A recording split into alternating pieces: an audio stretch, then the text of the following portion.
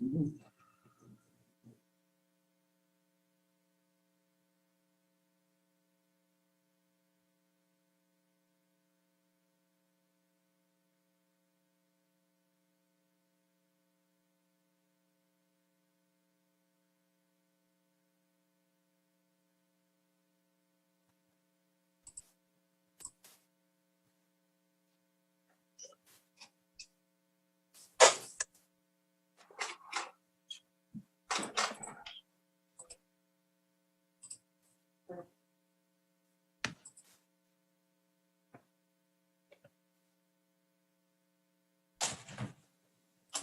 I believe we have all council members present. Shall we get started? Call the meeting to order for the Joint City Council Fire Protection District Board meeting for April 6, 2021.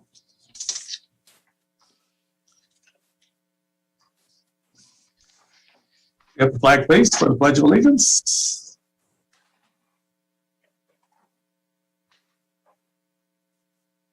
Mr. Mayor, we just received a message from Councilmember Mark Joseph saying his panelist Zoom link is not working. So I guess he's in the audience. He's on the wrong link, I guess. He's here. He's on the panel. Sometimes get confusing. There's two links there. One is for people who want to observe, attend the meeting for the public, and then there's the other for the council members. There he is. Yeah, I guess I had to update my Google in order for Zoom to work or something. Oh, okay. So, who knows? Got the right link, needed the operating system. Very good. Okay, we're just getting ready to start with the Pledge of Allegiance. Please rise and join me in the Pledge of Allegiance. I pledge allegiance to the flag of the United States of America and to the republic for which it stands, one nation, under God, indivisible, with liberty and justice for all. Thank you.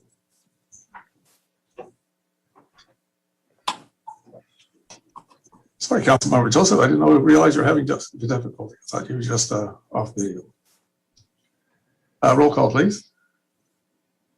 Board member, Council Member Miriam Abadamos. Here. Board Council Member David Orrell. Here. Board Council Member Pierre Washington. Here. Vice Chair, Vice Mayor Mark Joseph. Here. Chair, Mayor Leon Garcia. Here. Thank you. We're on closed session confirmation reportable action. Mr. Ross. Mr. Mayor, council members, you convened an open session at 5:31 p.m. to address the matters agendized for closed session, both for the city and for the fire district. There were no public comments, so you accomplished that adjournment at 5:31. You concluded the closed session at 6:29 p.m. With respect to both the city matters and the fire district matters, I will do a written report upon return from closed session under the provisions of Government Code Section 54-957.1. That would conclude the report. Any questions from council or board members? Seeing none. Thank you, Mr. Ross.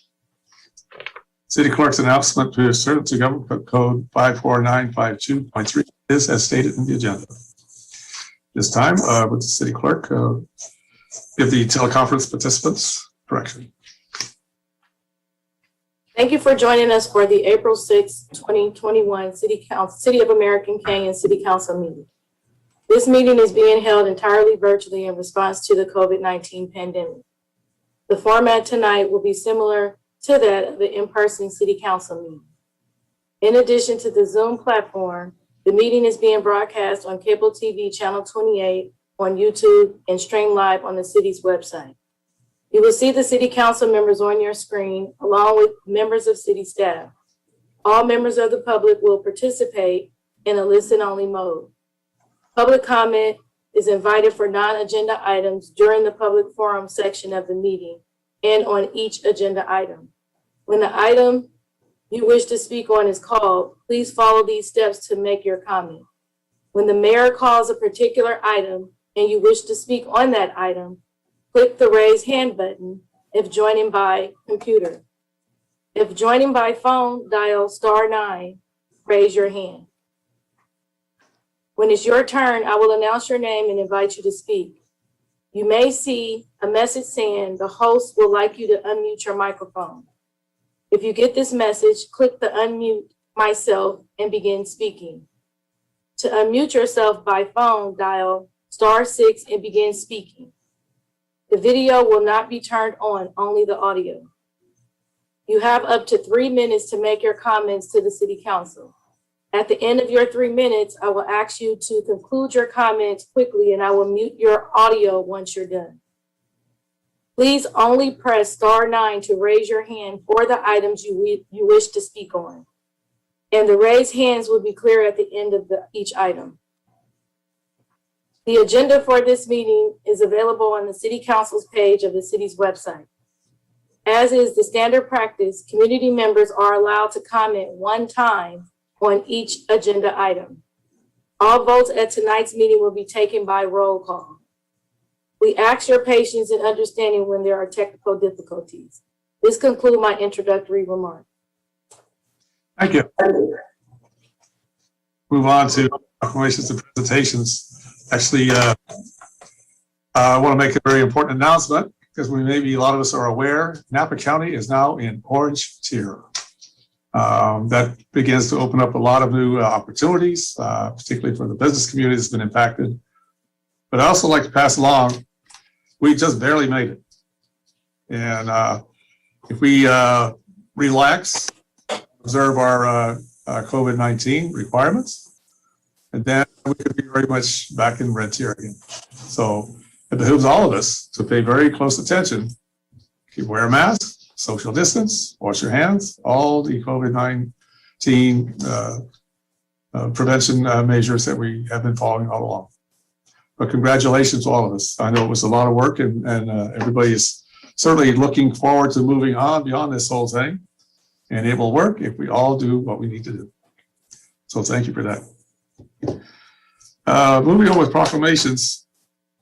Proclamation denouncing anti-Asian racism. You know, it has been certainly a problem in the national news and throughout our areas.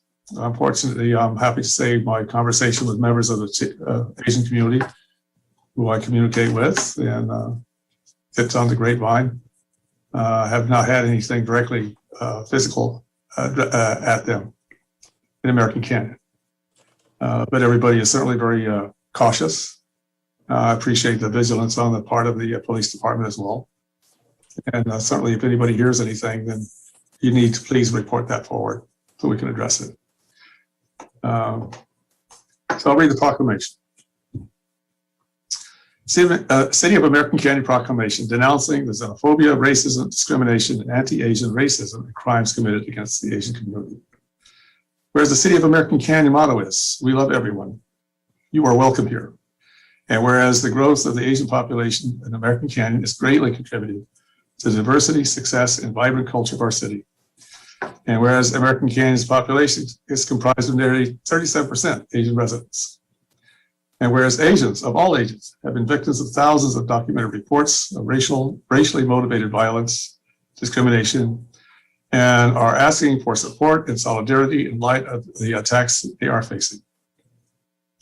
And whereas the Center of Disease Control and Prevention asserts that stigma associated with COVID-19 may currently be affecting persons of Asian descent who work as emergency responders or healthcare professionals.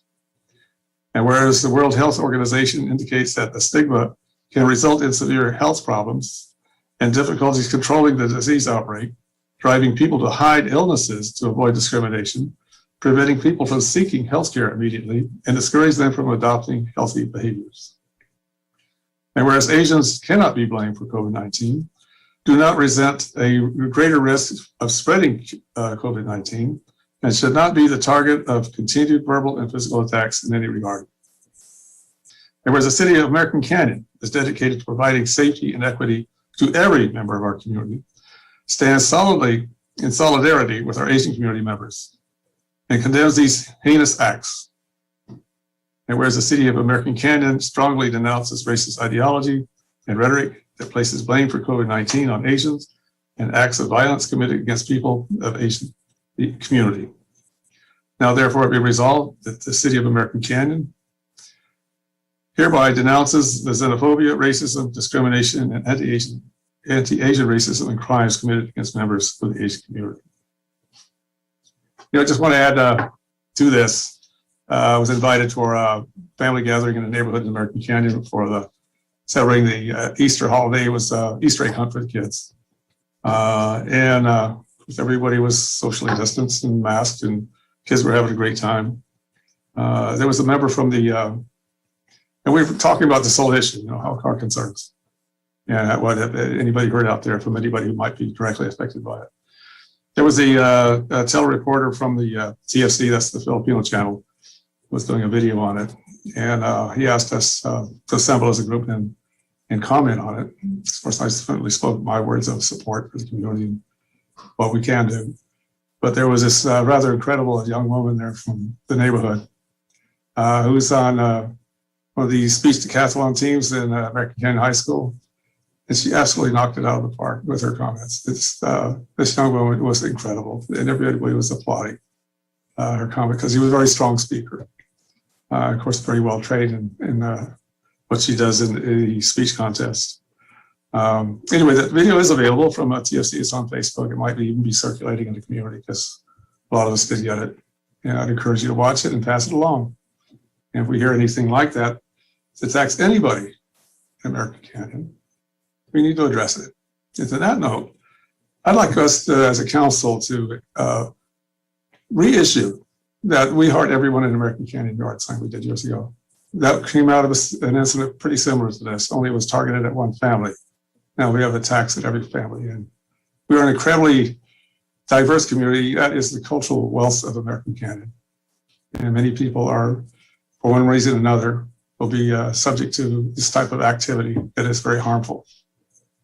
And I think maybe that's just a way of just reinforcing our value system in American Canyon. Everybody is welcome here. Everybody's accepted. We are a community for everybody. So I would request that go along. Council's agreeable with that.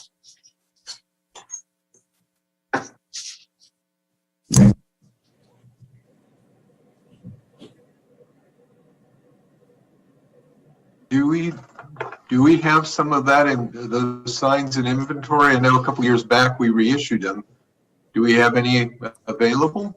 We'll go check. Not sure. We do have an inventory of different branded materials. We'll go look, and if not, I'm sure we can get some additional signage made. It's appropriate to circulate them around. Some of them have gotten old over the years and need to be replaced just as a matter of routine replacement. Things like that. Yeah, Mr. Hawley, I think staff was working on stickers this time to put in windows and things like that. Yeah.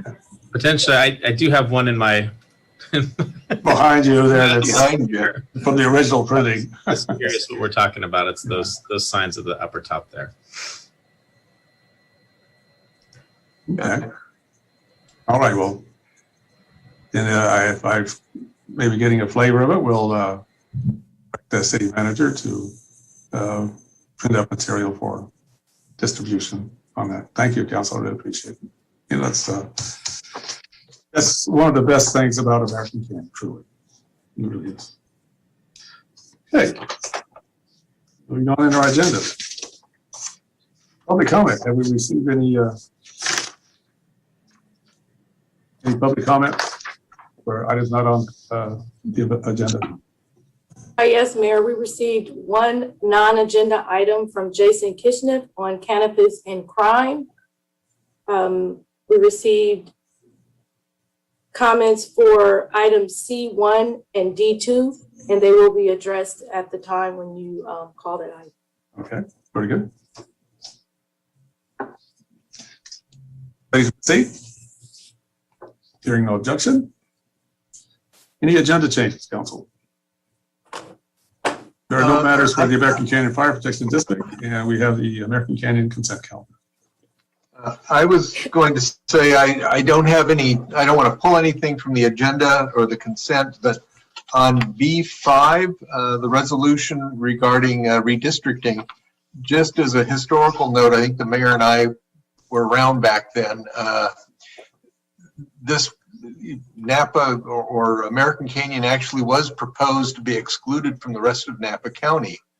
And we took exception to that and organized a busload of residents to go up to San Francisco to lobby our concerns to the point where I think at one point in the hearing, they just said, look, if you're from American Canyon, we get it. You don't want to be separate from Napa, and they changed their boundaries. So Yeah.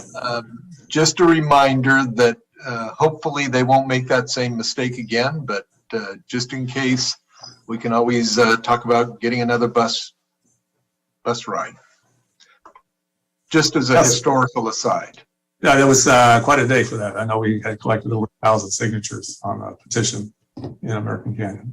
I think maybe that big stack of paper was something that also made an impression, but just to underscore, this is a very important issue because a lot of our funding, like say from a state for transportation and things like that, is tied to what district you're in. And numerous other things. I mean, we are part of Napa County. We are the logistics center for the wine industry. Great deal of workforce housing for Napa County is in American Canyon. So for any number of really reasons that we need to continue this in this district. So I would encourage all of us to pay attention to that. Be in touch with our elected representatives. Certainly they want to remain in the district with us. And the Citizens Commission on redistricting. Very good.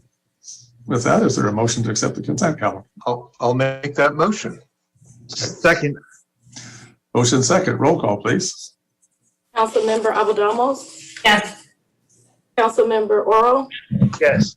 Councilmember Washington, Yes. Vice Mayor Joseph, Yes. Mayor Garcia. Yes, thank you, Council. We'll now move on to public hearings.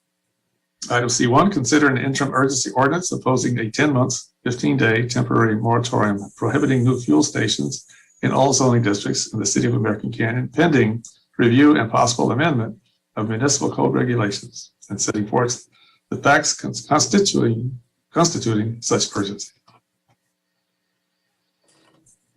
All right, thank you, Mayor and council members. I'm Brent Kapoor, the Community Development Director, and glad to present to you an extension to the original 45-day urgency ordinance for 10 months and 15 days. That's the next threshold from state law. And I have a brief presentation just to go over some of the issues that's outlined in the staff report. And so with that, I'll share my screen. Oops. So just a very brief history. At your March 2nd meeting, the council adopted a 45-day urgency ordinance. This ordinance limited the city to 4 fuel stations and provided a little bit of homework to look at some of the issues related to what might become a new permanent ordinance, which we'll talk about a little later. The 45 days would expire on April 16th. And since you don't have a meeting on that day, this is the closest meeting date before the expiration of that 45 days. So you've seen this from last time. Just it's authorized by government code for an urgency ordinance provision, and it allows certain uses to be prohibited pending study for future change to our general plan or zoning code or other policies. We've adopted, of course, the first 45-day ordinance, and then the next step would be a 10-month, 15-day, which I've highlighted here with the red arrow. And then should there need to be additional time, then the state law provides for an additional 12 months extension. Because this is an urgency ordinance, it does require a 4/5 vote in favor by the majority of the council. I wanted to just talk a little bit about greenhouse gas emissions in California and what relevance it has to automobiles that run on typical gasoline and other fossil fuels. In California, according to the California Air Resources Board, with their latest data in 2017, in California, the largest source of greenhouse gas emissions is transportation. And then within that sector, which includes passenger vehicles, heavy vehicles, aviation, rail, ships, and such, the next single largest source are passenger vehicles. And so certainly gas stations is very relevant to the discussion on sources of greenhouse gas emissions in California. According to Caltrans, their research suggests that zero emission vehicles, in other words, electric vehicles largely, but there perhaps are others, are a very important component for California meeting its greenhouse gas emission standards. However, there is a barrier in the form of the charging station's expense. And as you might have noticed, the beginning of the presentation, we have some charging stations here in American Canyon. We're very proud of that. They're very expensive, and it was a very big milestone on the part of the city to provide that. And it may be one of the reasons folks are able to get their electric vehicles charged, is to have it available as they do other business. Of course, we have the picture here at Costco and other places around town and other towns as well. So some of the solutions to the barrier of electric vehicle charging stations is there are grants and such from the California Energy Commission, perhaps other sources as well. It's becoming certainly nationally a big issue, and so we'll stay in tune with that. PG&E has an excellent clearinghouse website for incentives, purchase information, vehicle maintenance and operation costs. They have a very good source of information from their EV website. Questions came up in the last council meeting as to what might be done with fuel stations if they're repurposed. Apparently, repurposing fuel stations is a thing, and they've been repurposed without a whole lot of change to the actual structure itself into restaurants, but there are other uses as well that they could be used for. I found a study from the EPA that explains that there has been tremendous federal regulation on fuel stations with the gasoline tanks, stretching all the way back to 1984. And there's monitoring requirements and replacement requirements. It's been quite a long time for this program to be in place. It's older than 35 years, so that you look at the computer terminal there, that's newer than the allowable single-hulled tanks that you might have seen in some of the old stations that have caused soil contamination in the past. So I guess it's a good thing that stations as old as 35 years still have the newer technology and requirements in place. That does help it if there are repurposing, so that there's less contamination, perhaps no contamination to worry about. As we look into the future, some of the solutions that we might explore would be requirements for fuel stations to have EV charging stations along with that. That could be mitigated if there is an ordinance that's adopted that limits the number of gas stations to what we already have. So this perhaps might be something that, if there was another ordinance that was proposed where there are new stations. But anyway, this is something that definitely is being done today with some stations that we've seen nearby, American Canyon. They sell both gasoline and also have charging. But also, as we look further ahead to repurposing or changing out our fuel stations to more sustainable sources, have a simpler process for that. A minor modification is an administrative process that provides greater certainty and might help folks that want to repurpose their stations less reluctant to do so. Also, there is a lot of talk about a REACH code to amend our building code so that if there are amendments to structures, that they have a requirement to provide EV charging stations. This might apply to commercial structures in addition to fuel stations as well.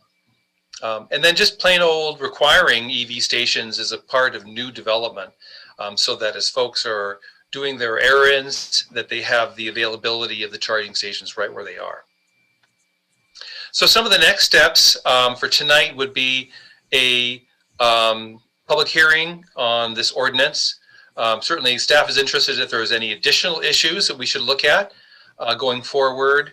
And then we would like to schedule a joint meeting between the council and the planning commission to discuss this issue, as well as maybe other land use issues with the Broadway district specific plan. I know that's been something that's been discussed at the council in a general sense, but perhaps we can combine these two issues to get some great direction there. And then with that, staff is glad to work through the issues. All of our processes include the public outreach and making sure that everybody is comfortable and aware, and we get input on our path to getting a new ordinance before the Planning Commission and City Council. So I'm glad to answer any questions that you have.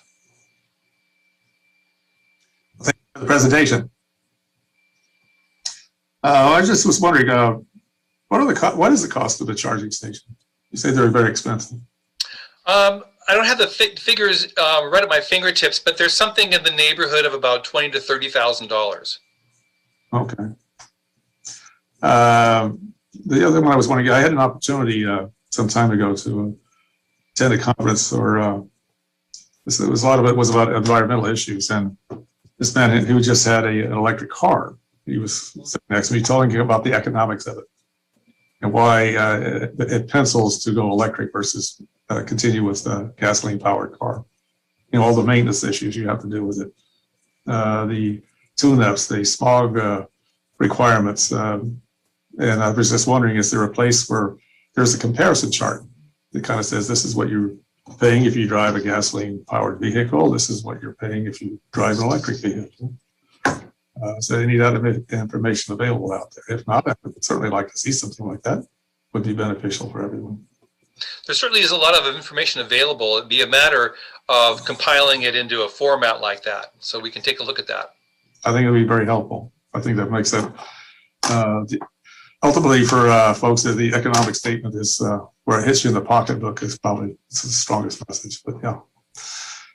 Is there any other council questions before we open up public comment?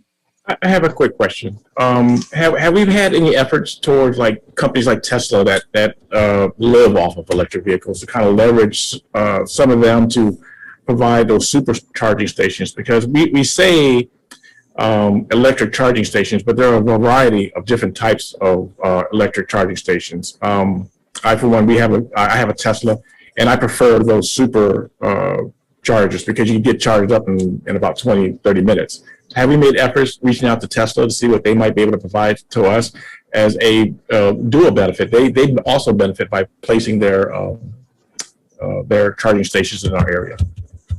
We haven't reached out to Tesla specifically, but that could be something that we could take a look at. I do recall that they are available with Tesla chargers at the service station just north of American Canyon. So imagine that we're on their radar. And I didn't want to necessarily ask any questions. I just wanted to comment. I appreciate all the research and staff work that staff went to. The material was very relevant and useful. So thank you. All right, thank you. Council ready to open up public hearing? Hearing no objection. Seeing a lot of nods in favor. Let's open it. The public hearing is now open. Mayor, before we start with the public hearing, I know we had also some comments that the clerk will note. I think City Attorney Ross, we're at the point where disclosures might still be appropriate. Oh, okay. For myself, since the last we had on this, I have not spoken to anybody who has an interest in developing a gas station in American Canyon. I as well, I haven't been approached or discussed with anyone, any future gas stations. I'm not sure of the date and time. I think I talked to Ross Holsheim. Hillesheim. Hillesheim. Since then, and but other than that, I haven't talked to anybody. I read some of the public comments that we received tonight, though, like everyone else, I'm sure. I don't have anything to disclose. Yeah, I don't have anything to disclose outside of receiving an email from James Allison. I think we all got that, the public affairs person for the California Fuels and Convenience Alliance. I kindly replied and thanked him for reaching out. And that's the extent of conversations I've had about this. Thank you, Council.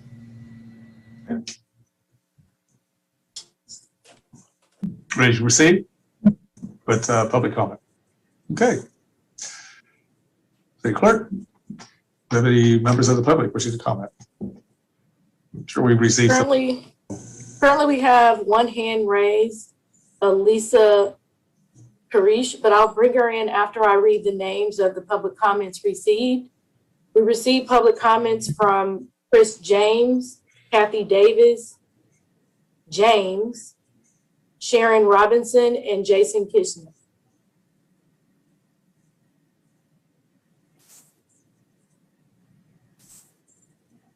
Hi, Elisa. Hello, good evening. Good evening. Can you hear me? Yes, we can. Please proceed. Hello, American Canyon City Council members. My name is Elisa Koresh, and I'm a junior at Napa High School.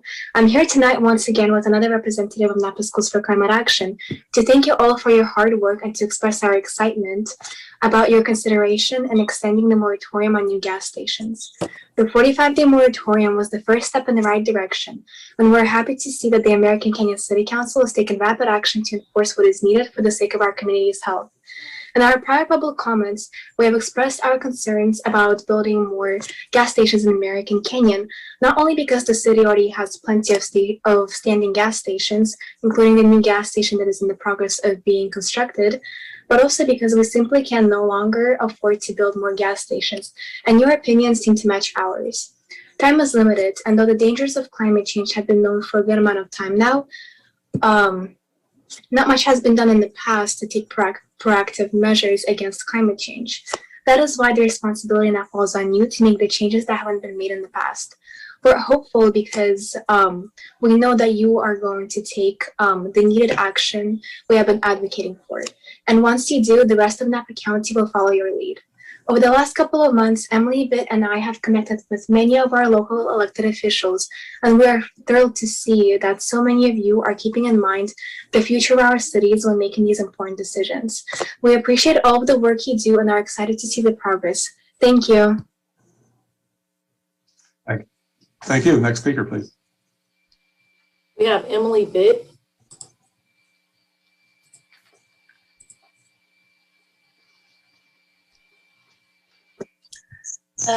Hi, everyone. So my name is Emily Bitt, and I'm a current junior at American Canyon High, and I'm also here today representing Napa Schools for Climate Action. As Lisa said prior, we want to express our gratitude towards the council and staff for hearing our concerns, amongst many other American Canyon residents, and working to remedy them. We believe that the 45-day moratorium is a true representation of the climate leadership necessary to combat the effects of climate change, which is why we urge City Council to adopt the 10-month urgency ordinance. We recognize that new gas stations are not just a climate concern, but one that involves the aesthetics of our town, the residents, community health, and our local economy and fiscal revenue, which is why, although we were disappointed in the council's decision to exclude the Circle K, we're understanding of the reasoning behind it and admire the fact that our local leaders value staying true to their word. In prior meetings, many council members who are here today have expressed their willingness to take the moratorium further and pursue something long-term and permanent in the near future. This 10-month urgency ordinance, potentially permanent ordinance, is one that will take our city to the next level and embodies the visions and requests of our residents. Additionally, it's a step towards a greener future. one that's not only better for our environment and health, but for our economy as well. The prices for solar, winds, and other clean energy sources have decreased significantly within the last 10 years. And according to the Sierra Club, since 1980, our economy has grown by 149%, but energy use has only increased 26%. That's due in part to energy efficiency having doubled since the 1980s. Economic growth is no longer tied to using more energy as our homes, cars, and businesses have become more efficient. We believe that this shows our future will not be primarily reliant on the fossil fuel industry and hope that you're all in favor of the 10-month ordinance. Thank you. Thank you. Next speaker, please. Jim Wilson.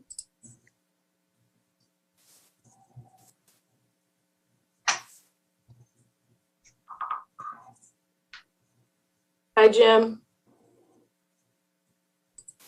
Hi, thank you. It's good to be here. Thank you, Council and Mr. Cooper, for a great report. I'm a community representative for 350 Bay Area and Napa Climate Now. I advise to the students involved in the Schools for Climate Action group. I just want to say also that student leadership has gone to the Climate Action Committee and the City of Napa during public comment to brag about your urgency ordinance. Nice job, everybody. I was impressed by something that happened in the Climate Action Committee meeting the week before last, when Anna Britton, the executive director of Napa Green, the new Napa Green is now a 501c3 since it was spun off from the Napa Valley Vintners last year. But Anna talked about her new carbon farming Napa Green Vineyard certification, and that is a climate-friendly certification.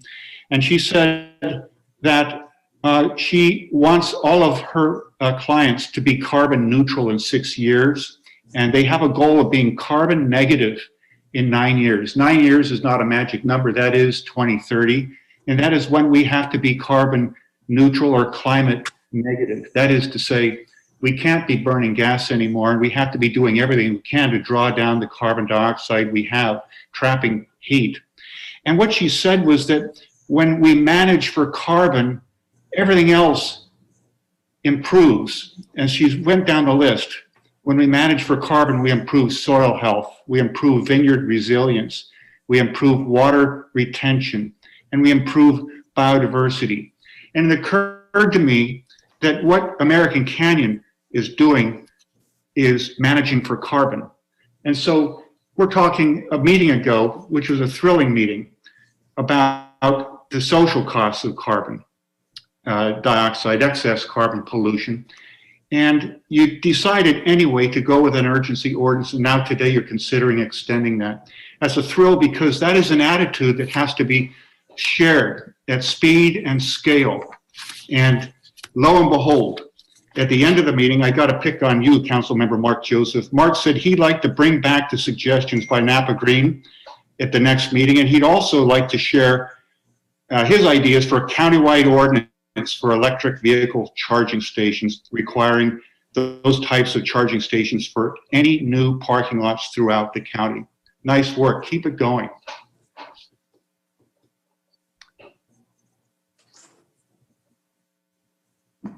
Mr. Wilson, if you're done, thank you. Next speaker, please. There are no more public comments. Okay. No more public comments. We will close the public hearing right now. Return to council for further discussion. And There's no further, Mr. Joseph? Well, I was going to just provide some input as far as some of the possible solutions. First of all, I appreciate the idea of making it a minor modification for retrofitting any existing stations. That certainly makes sense. The easier we can make it, the better, especially if it's within certain parameters. In reading the materials, it's talking about in 2020 building code, I don't know if it's required or if it's just a reach for the EV charging station to be either ready or capable for all new parking lots, or or a certain percentage of them. And what I'd like to talk about is looking at our building code as part of this effort to maybe take that standard and, if it's optional, switch it to make it mandatory that any new parking lots be EV ready. That way it's obviously more cost, but it's not the 20 to 30 when you actually purchase the charger. But at least it would make it easier to retrofit at some point, because I do think there's going to be some federal monies down the road to underwrite a lot of this. So certainly work on our building code to make it EV ready. The other part related to that is Sacramento County and others have been experimenting with incentives along the lines of, if you put in an EV charging station, one charging station is equivalent to 2 parking spaces. And so you may be able to free up some parking requirements in exchange for installing charging stations. So if we can, again, in developing an ordinance, to start looking at something along those lines, some method by which we can say this is what we want to see. I know we've already streamlined the permitting process, but that doesn't, that doesn't get you to actually getting somebody to pony up for the installations. So all of that, like I said, for me, what I'm looking for is to position ourselves so that if and when the federal dollars come in for EV charging station, we can get to the head of the line and have a system in place to simply make it happen. And any retrofitting is even better for existing parking lots. Otherwise, I do think we need to extend the moratorium, because it will take time to work through all of that. And I appreciate your effort. I appreciate the email that we got from the public affairs person. I think he makes some good points, but at the end of the day, I also happen to think charging stations may be more realistic in a parking lot than necessarily in a gas station per se, or a fueling station. So I appreciate the comments, though. Thank you for that, Vice Mayor. I think the more I look at this this whole issue, this whole matter, actually, there have been several good programs recently on climate change on KQED. It just really brings the issue more and more to home for all of us. But to your point on charging station, I think that ought to be our charging station EV ready. Maybe we ought to look at some of our construction requirements for single family homes. I don't know exactly what goes into that, but that would inform the council with that decision. Multifamily housing as well. How do we, is that a requirement? Is that something workable there? I think, that's begins to broaden the picture for me and the complexity of it, to say, okay, we need to look at multiple areas here where this could be a valuable tool. And clearly, the movement toward electric vehicles keeps continuing going forward. I know I just was watching the news the other day where the first all-electric Humvee rolled off the line. Of course, it's a very big ticker price, but that just shows you where larger vehicles are now getting that way. Mm-hmm. Amazon is committed to working for an all-electric fleet to deliver their wares. So I appreciate your comments on that. And I think it just opens the door for me for more that needs to be discussed in terms of making a more full understanding of the situation, what's feasible. Further council comment? Yeah, I'd like to add to that. I think Mark was on a meeting with me last week when we were talking with the mayor of St. Helena, Mayor Jeff Ellsworth, and he had presented electric tractors for farming, which I think was an outstanding presentation. So in preparation for that, there are going to be places to charge as well. You mentioned, Mayor, Mr. Mayor, that Amazon is coming along with their fleet. So is UPS. They have trucks and things of that nature. So they're all buying into the electric world, and which I think is great. And we could be leading the pack in that. So I appreciate Jim, Emily, and Alyssa. I think you guys are great advocates. And I support what you guys are doing. And I love the research that you do and provide the facts that you do. So thank you. Thank you very much. I would second that as well. I always forget to thank them for their input and their engagement, I do appreciate it. It speaks to the curriculum at the school, very forward thinking, very contemporary. They're dealing with real issues that impact all of us. I really appreciate everybody's involvement in that. Any other comments from council before we move forward? If not, I'll accept the motion. Well, I'll make a motion to adopt ordinance number 2021 next in order. An interim urgency ordinance of the City Council of the City of American Canyon, California, enacted pursuant to California Government Code Section 65858, establishing a 10-month, 15-day temporary moratorium on the approval of discretionary applications for new fuel stations that are not complete as of the effective date of the ordinance in all zoning districts in the City of American Canyon, pending review and possible amendment of municipal code regulations, and setting forth the facts constituting such urgency. And I will proudly second that motion. Motion second, roll call, please. Councilmember Alvarado, Yes. Councilmember Oro, Yes. Councilmember Washington, Yes. Vice Mayor Joseph, Yes. Mayor Garcia. Yes. Thank you, council. I look forward to this work. It's going to be very important. Okay, we have a second public hearing, item C2. Conduct a continued public hearing to consider adopting an ordinance amending Chapter 5.12 of the Municipal Code and receive status updates on Napa Valley Casino's application for card table increase. Mr. Mayor, council members, this is a continued public hearing from your last city council meeting. And since that time, council for the applicant, which is BVK Gaming, doing business as Napa Valley Casino, has requested that the public hearing be continued to the next council meeting, the 20th, so that the applicant can solidify its position on both the number of tables which they are seeking and to confirm the position of the Department of Justice on that application. As you recall, Department of Justice review and approval of any increase would be an issue that has to be focused in this public hearing.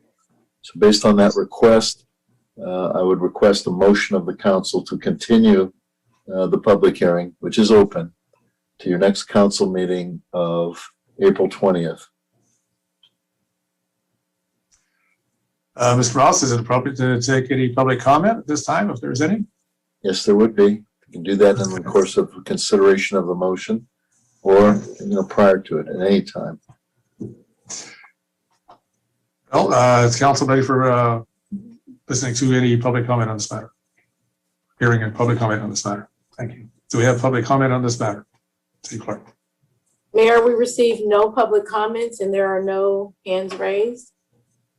Okay, thank So you very if much. that's the case, I'll move to continue this to the next meeting. Second.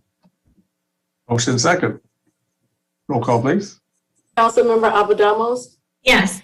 Councilmember Oro, Yes. Councilmember Washington, Yes. Vice Mayor Joseph, Yes. Mayor Garcia. Yes. Thank you, council.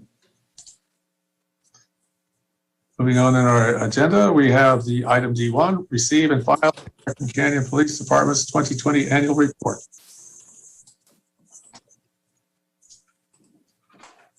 Thank you, Mayor. In a moment, Police Chief Oscar Ortiz will be joining us on the screen, and he has a presentation for you. So take it away, Chief. Thank you. Well, Chief Ortiz, we're looking forward to hearing your report. Good evening, everybody. Good evening, Mayor, Council, members of the public. Can you see, was I able to share my screen? Yep. Yes. Okay, perfect. Today is probably my favorite city council meeting because I get to highlight the prior year's police activities and community partnerships and business partnerships, and really the hard work of the men and women that work and comprise of your American Police Department. In preparing, well, first of all, before I get into the report, I want to acknowledge and thank City Communications Manager Jen Kanzenbeck. She took all the data and informations and narratives and pictures that I submitted to her, and she was able to format them into the beautiful publication that is the 2020 annual report. So I really want to recognize that. In speaking of that, the front picture is a really cool picture of a very talented young artist here in the city. The heart artwork that was in front of the public safety building. And that's the picture we went with for the cover. And speaking to the city manager the other day, I seriously contemplating having an asterisk as a city cover because 2020 really deserves its own asterisk. It's a very odd year. A lot happened and continues to happen. And I really actually thought maybe an asterisk should be a more appropriate cover to summarize the year. But without further ado, we'll go into some of the details of the report. In terms of number of arrests, we had a pretty normal year in the amount of arrests, 522. And the breakdown hasn't really changed. This is my 4th annual report, and it really comes down to thirds, 3rd American Canyon, 3rd Vallejo, and 3rd others. In fact, if anything, the percentage of American Canyon residents arrested has actually gone down a little bit. But really, you can still kind of describe it in terms of a pie chart with really in thirds. We're still seeing a lot of firearms. You can see we had 2020, and these aren't firearms that were like turned in for destruction or anything like that. These are actually people who aren't supposed to have guns. These are felons. These are drug addicts, and these are firearms seized from people that don't have, they're not on the way to the range or they're not on a hunting trip. This is criminal crime gun seizures, and in 2020 we seized 20 of those. We had 33 incidences that involved the use of force of some level, most of it a very low level of force, but force nonetheless. Compared to 2019, it's not on your slide, but we had about 35. We had 35 in 2019, 38 in 2018. So really a normal year in terms of force use. And again, most of those are very, very low level, minimal level of force. We had 35 incidences that aren't included in the statistic for arrest, but these are folks that need to be taken into a mental health institution for evaluation. Most of those I can report are done peacefully with de-escalation, with just gaining verbally gaining compliance from folks and getting them to the help they need. Our calls for service, 16,972. That's roughly about 1,500 less than our normal pace for years compared to prior to 2020. So the calls for service is actually down a little bit. However, 2020 did have some tragedies and some significant events that impacted our community and certainly the police department. In June of last year, there was a shooting and attempted kidnapping at one of the apartment complexes on the east side of town. That was currently being prosecuted as an attempted murder case. The suspect fled the scene. With the help of detectives, that same evening, we were able to find him, and for their short foot pursuit and the use of one of our canines, we were able to apprehend him, and that subject is still in custody, pending charges, pending the court process. We did, as all of you know, tragically on August 16th, we had a murder case at the parking lot of the Safeway grocery store. That case also resulted in an arrest a couple hours later, and that person arrested is still pending. The prosecution is ongoing and is still going through the court process. In the beginning of the year, in February, we had a very violent assault that is also being prosecuted as an attempted murder case, where somebody was very seriously injured in a home as a result of an attack, a very violent attack, and that case is also making its way through the court process. We had a stabbing inside the Safeway that's being charged as a felony assault, and also there was an arrest in that one as well.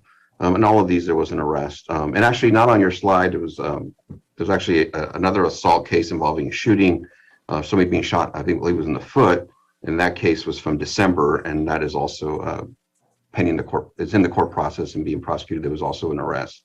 Really significant of 2020 that has to be highlighted was pretty historic was the curfew.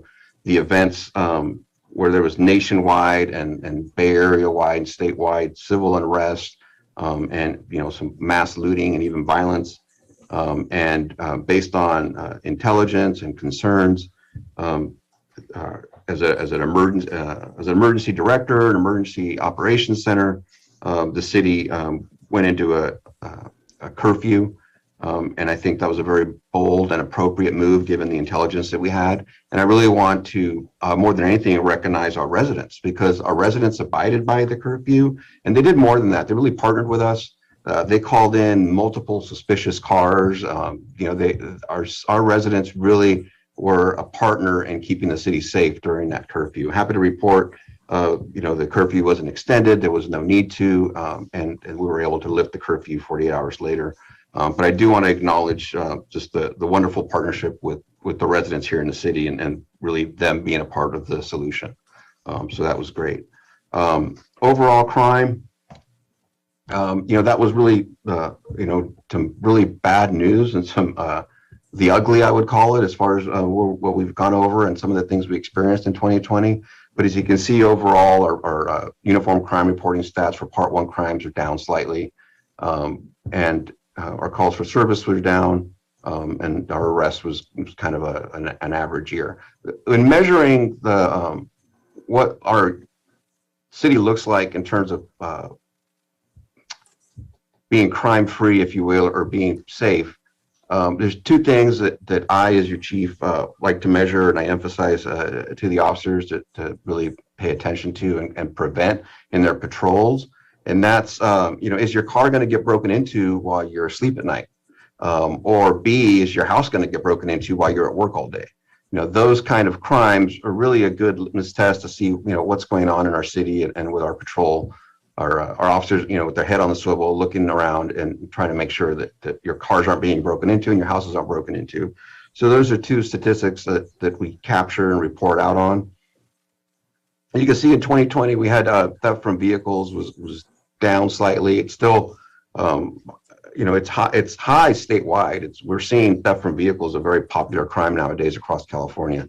But we were able to take a little dip at it from 2019. And then residential burglaries, 13 for the whole city for the whole year. Wish we could say that was zero. I haven't seen zero in the throughout my career, 26 years career at the sheriff's office. I haven't seen a zero for residential burglaries for our city, but it's still a relatively low number compared to other cities in the region. I can also report to you that every residential burglary, because it's so invasive and so intrusive and disruptive to just your own peace and security as a resident, is assigned to a detective for further follow-up. And those residents will hear from a detective. We can't assure that they'll all be solved, but they're all taken very seriously. And today we spent some energy prior to this presentation on gas stations. And I know in prior meetings, city council meetings, we've talked about hotels and some hotel applicants. So I wanted to share with you a little bit about hotels in terms of, and this is some data I analyzed recently for a consultant for one of our hotel applications for part of their report. And I just, from a policy perspective and a land use perspective, I wanted to share with council some of the things that to consider when we start talking about more hotels. And hotels certainly bring business and revenue and shoppers and guests, and that's great. But they also, they do bring calls for service from time to time. And so I wanted to share with you this slide. And the 106 proposed hotel is one of the recent applications. And just looking at where it's located, where it's proposed to be located, and the size, number of rooms, we're looking at roughly 70, 80 calls for service, somewhere in that range a year. And really what it comes down to, oftentimes every business, whether it's a gas station, a hotel, or a store, is just like with our residents and our neighborhood watch outreach, we want to partner with our residents and our community to help us provide the service that we want to provide to keep American Canyon safe for everybody. We do the same thing with our business community, and we reach out to all the hotel managers in town, store managers, And if we have issues or something, we can kind of collaborate and try to find something where the stores, the hotels, the gas stations, what have you, can work with us. And because we all really, at the end of the day, we all want the same thing, which is, less crime. So I just wanted to share that because I know that comes up from time to time during the applications. When people talk about American Canyon, we tend to talk about traffic. So as far as traffic, again, asterisk, really rough year for us. We had 3 fatality collisions in 2020, tragically. On May 3rd, we had a juvenile from Vallejo take his father's motorcycle out for a ride, and then was involved in a collision that ultimately was fatal for the juvenile over on Flosden. And then on May 16th, just a couple of weeks later, we had a young lady involved in a solo collision into a tree in front of the high school on Newell Drive. And then that was also a fatality.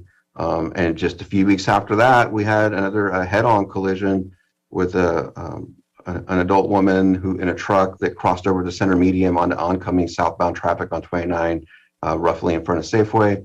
And that head-on collision also was a fatal for that lady. In all of those collisions, we, as far as the primary collision factor or cause of the collision for the May 16th one, we determined that DUI was the cause of that collision for that driver, tragically. The May 3rd collision is really undetermined. I think there's a few factors in that. If we can blame drugs or not is a subject of debate, and there's certainly not strong evidence that we can, but we do have evidence from toxicology that there was THC or cannabis on board with that driver or that motorcyclist. And with the June 22nd, similarly, we have evidence of methamphetamine on board. I would highlight to you on DUI arrests, we had a total of 83 DUI arrests in 2020. 22 of those DUI were drug DUI, so they weren't alcohol DUIs, they were drug DUI related. And that's significant because it's higher than prior years.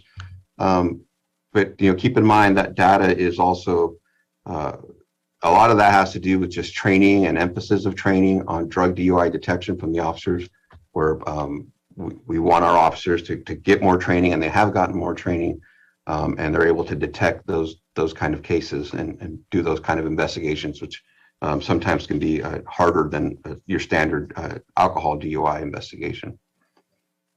State or nationwide, and you've probably seen this on news or read it somewhere, but it's been in several publications and national publications. During COVID-19, nationwide, there's less traffic.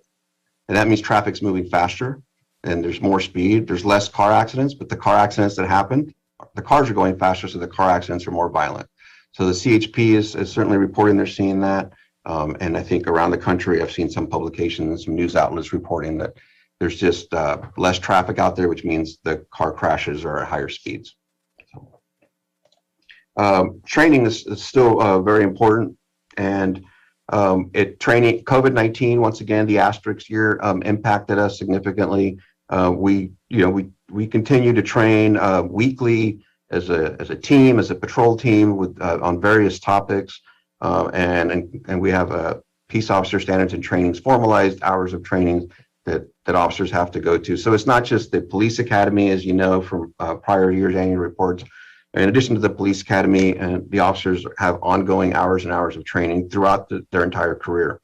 However, COVID-19 canceled many of those trainings, and a lot of those trainings will happen, in a Zoom or webinar or online format.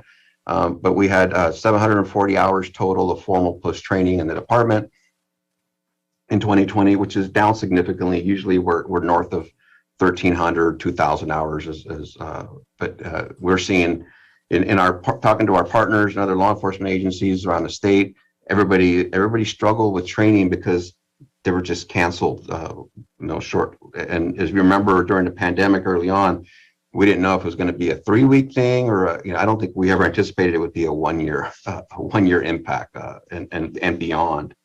The other asterisk to 2020 was fires.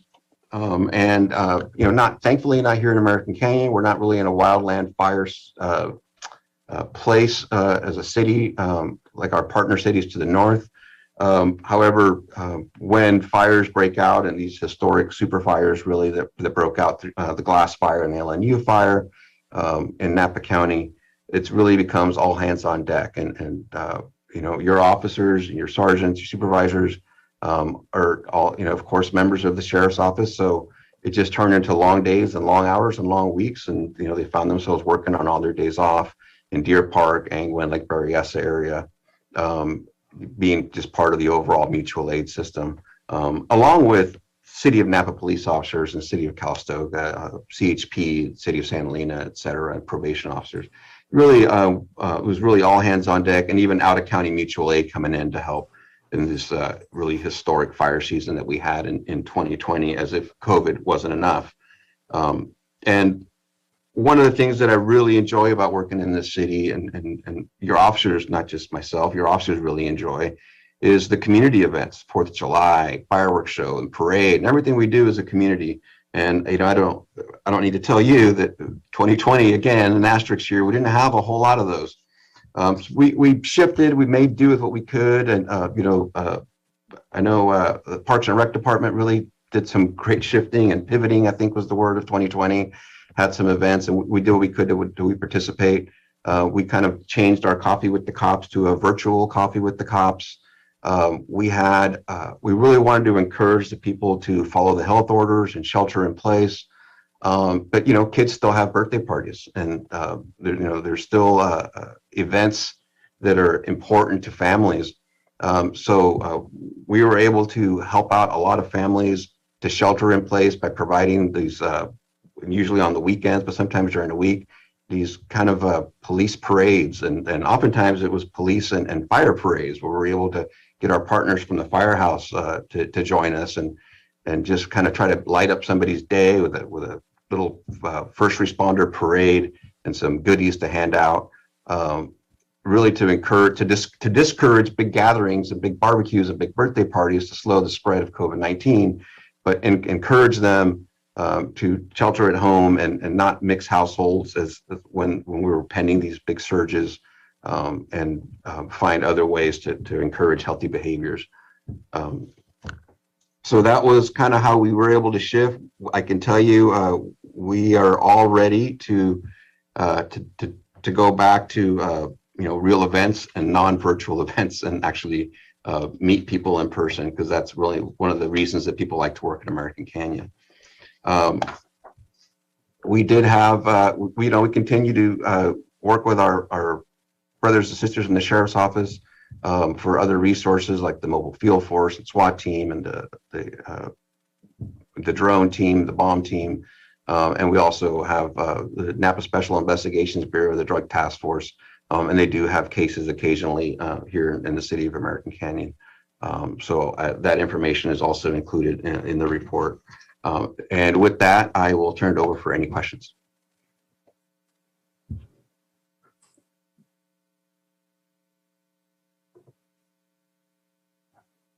You're muted, Mayor. You're muted. I got it. Thank you. Thanks for reminding me. No, thank you for the report. It's, I think a lot of the work done is, at one level, we don't hear much about it. It's visual. It's just great to see all the information come forward and what you do. And you what really impresses me, because I think it validates what I hear all over town. The community is a partner with the police force. Yeah. I see. I've always had a lot of very positive comments about the service provided. So we got some great officers there doing a great job. Comments from council? Questions? All right. Go ahead, David. Yeah, a comment from me. The asterisk is probably the big thing. The chief said, you know, we probably should have just put a big asterisk on top of the cover report, or maybe a police badge. Because going over that, you know, you forget you remember the pandemic and all that happened, and then, you know, the social unrest that was happening, and then all the crazy stuff that happened in town.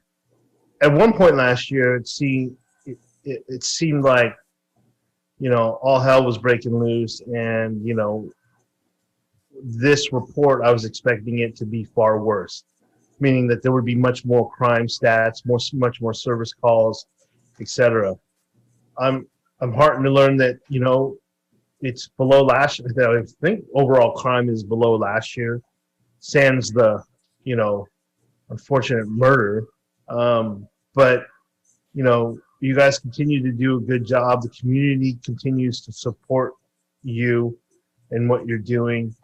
And I think that speaks volumes to who we are as a community and how our police force services the people that live here. So thank you for that.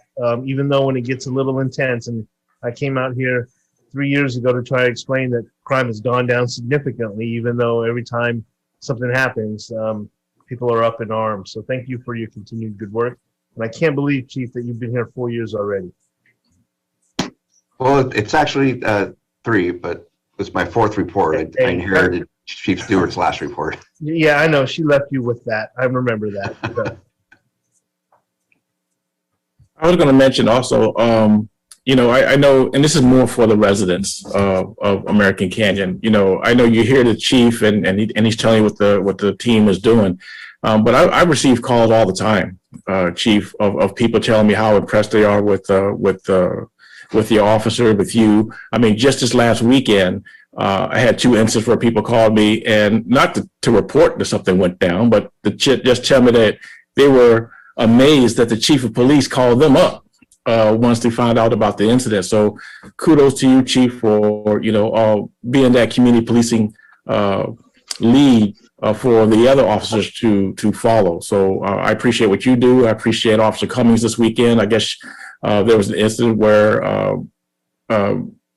the person that called me told me that they were really impressed with it. I even got a call from a person, I don't know who that person was, but from another city, saying that they heard that I was a council member here and wanted to compliment you for researching some of the issues that went on with her son and daughter while they were walking. So thank you for the things that you do. And I just want to second all of that. I appreciate the report. Well, I appreciate what the chief is doing and what the crew are doing.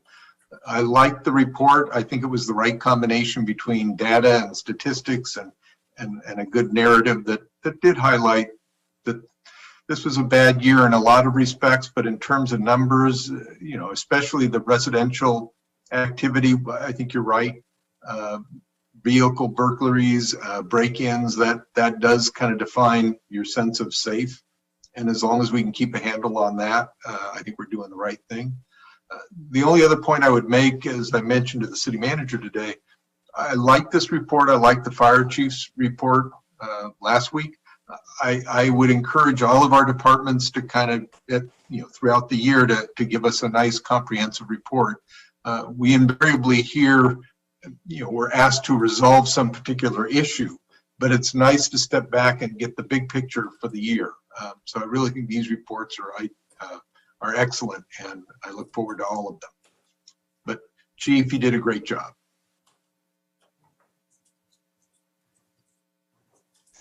I just want to add to given the asterisk, as has been noted, the whole pandemic and all the stressors that go with that. I mean, to the extent that there's a lot of assaults, there's always a number of those there. Sadly, the tragic murder of a young man. To what extent is there any sense of what the issues with the pandemic played into the mental capacity or makeup of those issues? Yeah, that's a fair question. I don't really have an answer for you now. I think the history books will have an answer for us as we see what 2021 looks like, and then compared to 2019, maybe 2022. Calls for service were down. As mentioned in, I believe, in the staff report, as people were encouraged to stay home and not mix households, we did take our foot off the gas in terms of parking tickets and even tickets for traffic initially, because traffic court actually shut down for a while. So we did a lot of warning, a lot of education, but people were just home more. And I don't know that as I sit here today, that means there was more crime in houses. I think people were home, so that might contribute to, as Councilman Joseph mentioned, less house break-ins, right? Because people like to break in empty houses that are people at work. That. Well, one factor I was aware of, the more incidents of domestic violence. Yeah, and that's a concern nationwide, and certainly a regional concern. I know that the news board was worried about that. The fear, really the biggest fear is it happening but not being called in, right? That's kind of the bigger concern, is there's domestic violence that's occurring, but because the abuser is not leaving the house to go to work or something, are these going unreported? So we don't know what we don't know, but that's certainly something that we're worried about. Mental health calls are really the same in 2020 as far as the volume of them compared to 2019. We did see, we are seeing more property crime, just like the whole state's seeing more property crime. We, again, and it's been said, we just have some really great residents, and they partner and they call in anything suspicious and things of that nature. Well, good to know. Council ready for public comment? Hearing no objection, public comment is open. There are no public comments. No public comments? Well, Someone just raised their hand. Justin Hamilton Hole. oh, okay. Hi, Justin. Justin, good evening. Thank you, Mr. Mayor. I want to make a point. I want to thank our police chief and fire chief. One is I would get myself A+ because I am watching over American Middle School, Johnson Way, this year, and I had to keep that school safe. And now I'm so happy that the school, American Middle School, let the gate open so kids play on tracks. So what I do is I go in the track, I pick up garbage so track to be clean. So thank you guys. Thank you for doing that. Appreciate it. Here's an example for all good citizens. Go out there and help pick up the trash. Actually, we have a neighbor down the street from me who takes care of American Canyon Road, he says. So that's good. Any other public comment? There are no other comments. Okay, we'll close public comment on this. Chief Ortiz, we thank you for your report. Thank you for your service, and please thank all the officers and the staff for what. Thank you, Mayor. Thank you, Council.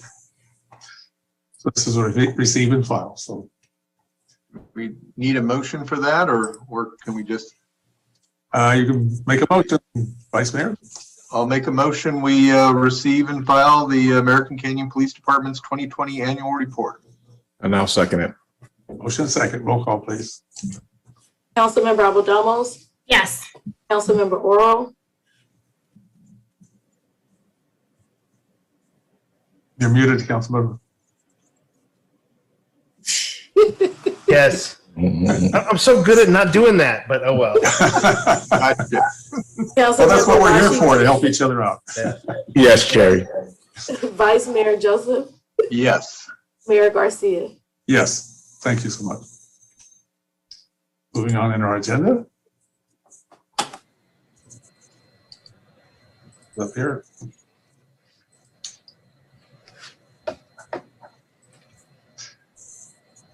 We now adopt a resolution authorizing the mayor to execute a joint powers agreement with Napa County, the cities of Calistoga, Napa, and St. Helena, and the town of Yountville to participate in the Climate Action Committee.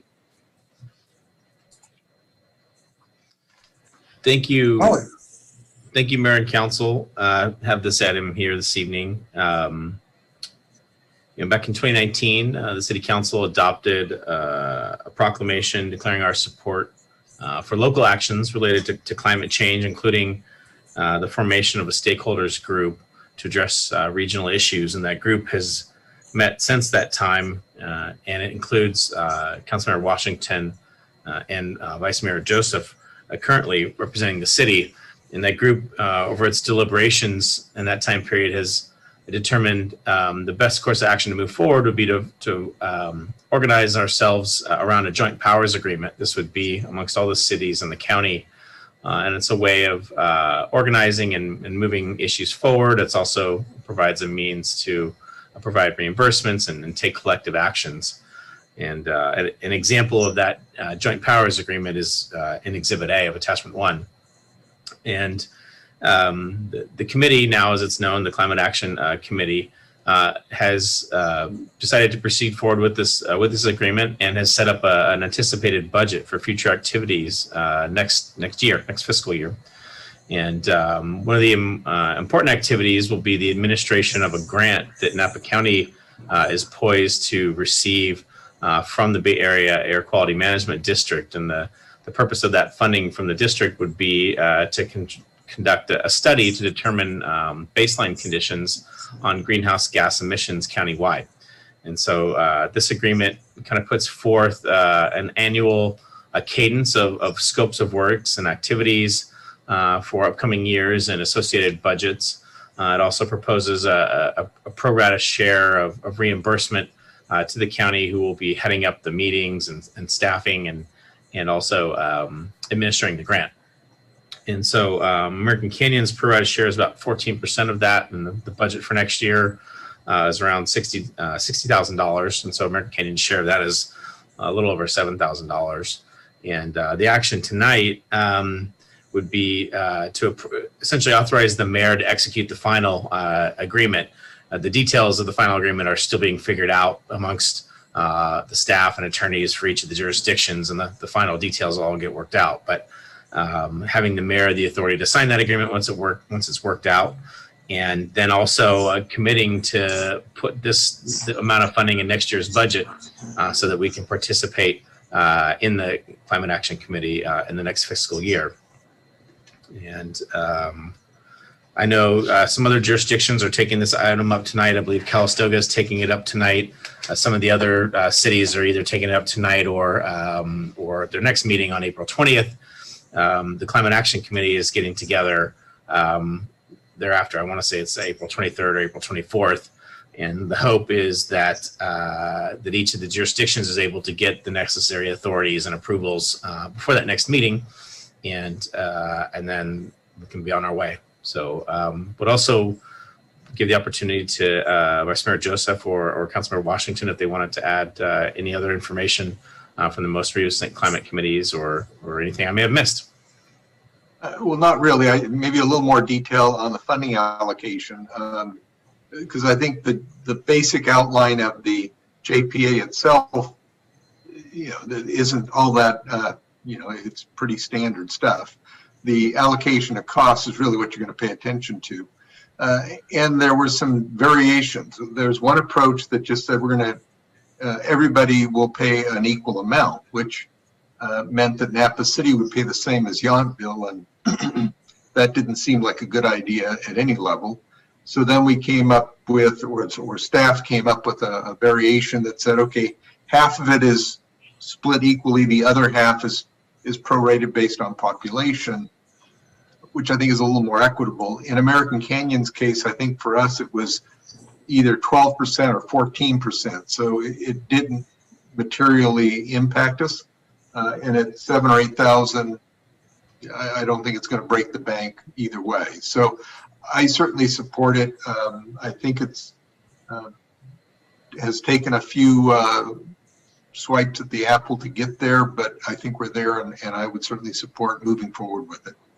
And I would defer to Councilmember Washington to add anything else. Yeah, I mean, you summed it up. I think, well, what they're requesting from us in American Canyon is reasonable.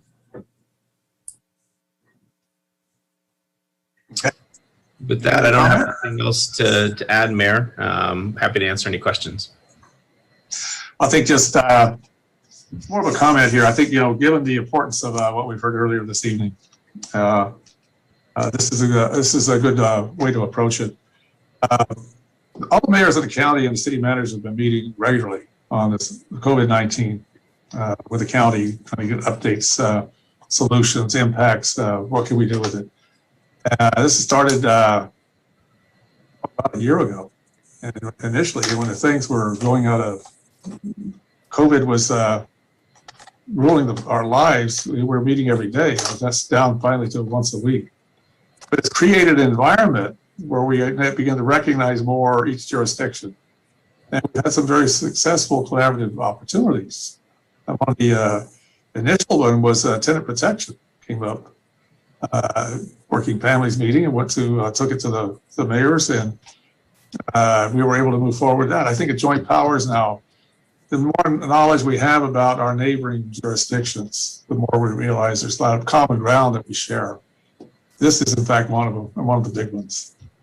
I think I look forward to being able to work with others to solve these issues. I think for me though, I think a component that's really missing is the community engagement.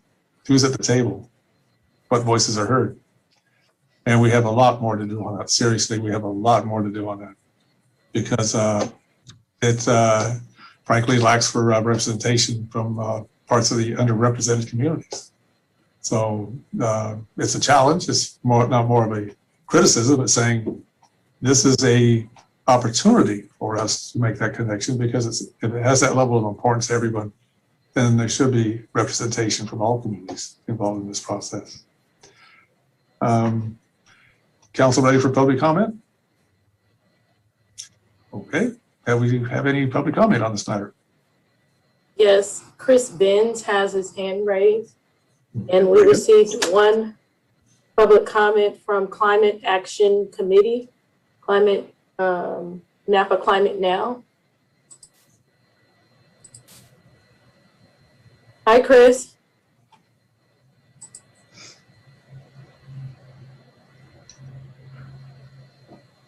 Hello, Chris, welcome. Hello, thank you. I'm Chris Benz, resident of Napa, speaking on behalf of Napa Climate Now, and we did submit written comments as well. I'd like to thank all of you, city staff and the mayor and city council for having the City of American Canyon be a leader in so many ways in Napa County. Lead in economic diversity, in ethnic diversity, and in climate action. And after Chief Ortiz's presentation, I'd say community policing. Tonight's actions of approving the moratorium on gas station development and approving a JPA for the countywide climate action program show this leadership. I'd just like to say thank you from all of us at Napa Climate Now. Thank you. Thank you for your comment.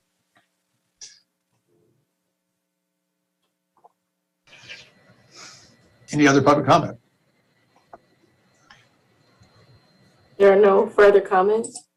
Okay, we'll close public comment at this time. Return to council for further discussion, desired action. I would also mention, I think Chris James also submitted a written comment in favor of the JPA, or maybe it was in the moratorium. I'm starting to blur my public comments, so never mind. However, unless Councilmember Washington wants to one-up me, I would make a motion.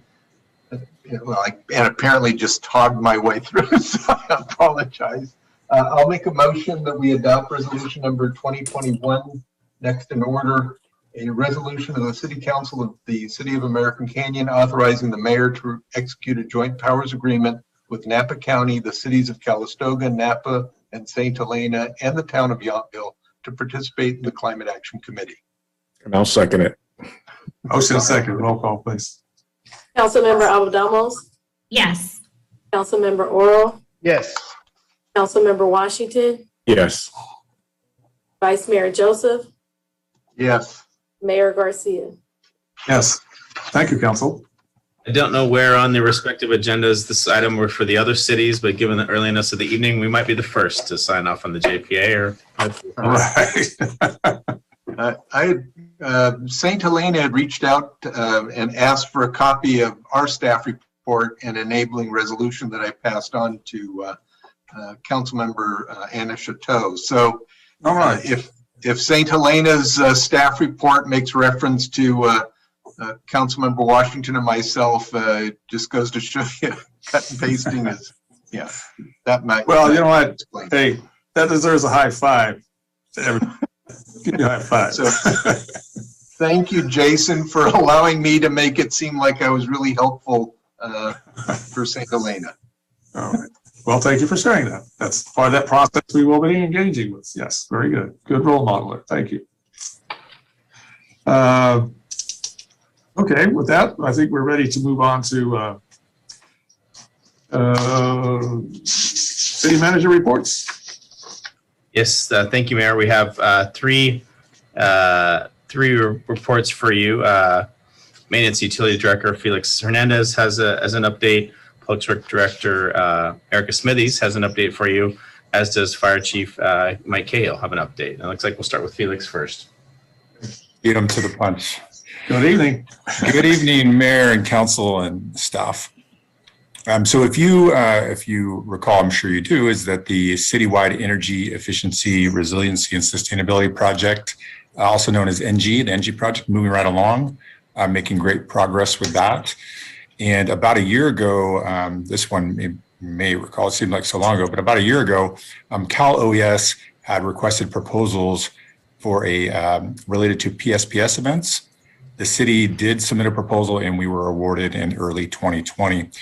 Later in the year, October 2020, Cal OES opened another grant, so related to energy efficiency, resiliency, and PSPS. And once again, the city did submit a proposal. So we were recently awarded for that grant as well. So to let you know, in April 20th, we will be giving a more comprehensive update related to the NG project as well as the Cal OES grant. So stay tuned for that. And that's all I have. All very good. Thank you. We will stay tuned. We'll move on to Erica Smithies. Erica.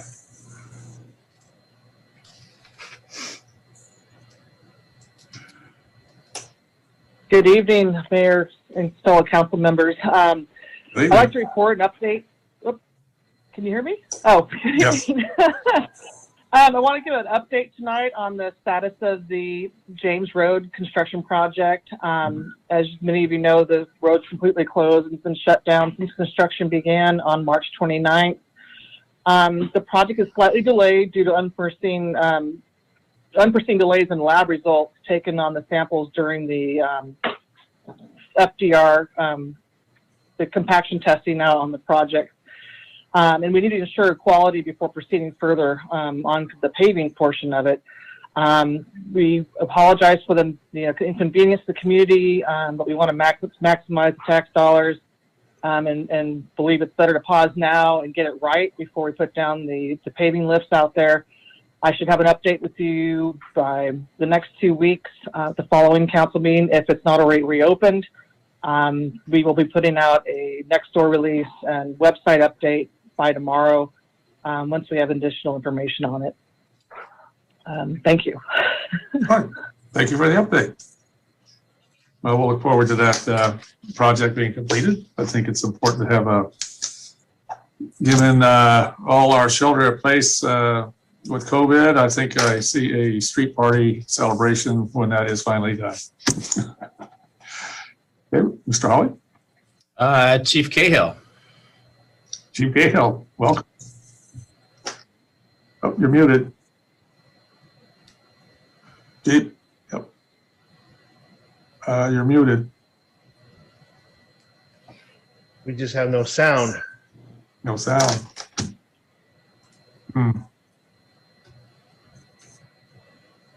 How about now? Yes. Oh, I can hear you now. All right. Good. Welcome to technology.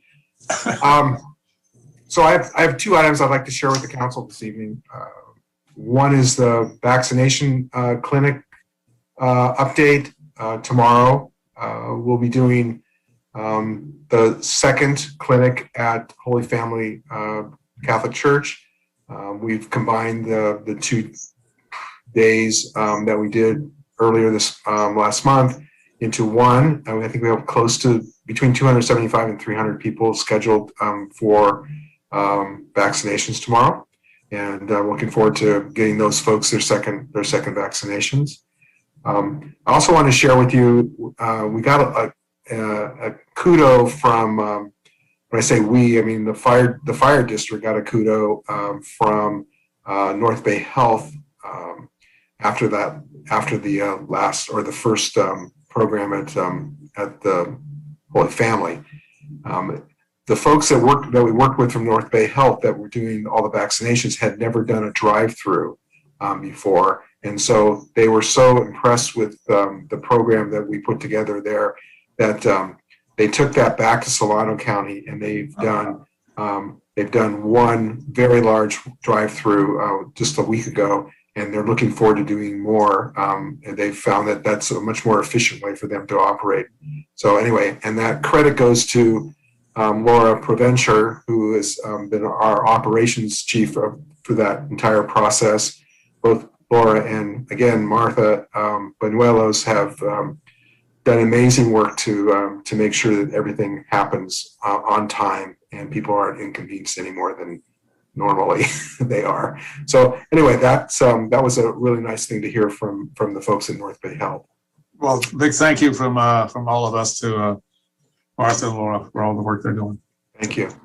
And the second item I have is, and I don't know whether or not any of you had the opportunity to watch the Board of Supervisors meeting today. It was very fire centric, and so I spent a little bit of my day kind of monitoring what was going on there.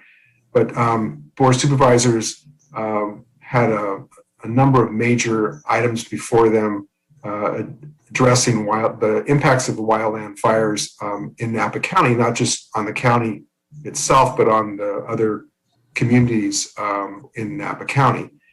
And so that was a major step forward for Fire Chief Jeff Bellier and his folks in trying to get the attention of the Board of Supervisors to do more preventative type of measures and try to look at things like reducing fuel levels in the forested and the wildland area in the county.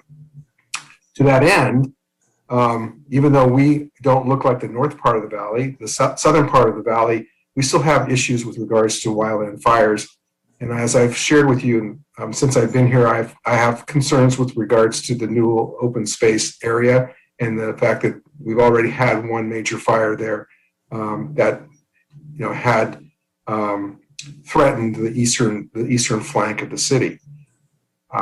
Chief Bellier has got approval today from the Board of Supervisors to fund a fire break starting at American Canyon Road to the south, all the way to the north. To I think, and I might be mistaken, but I think it's past North Kelly Road.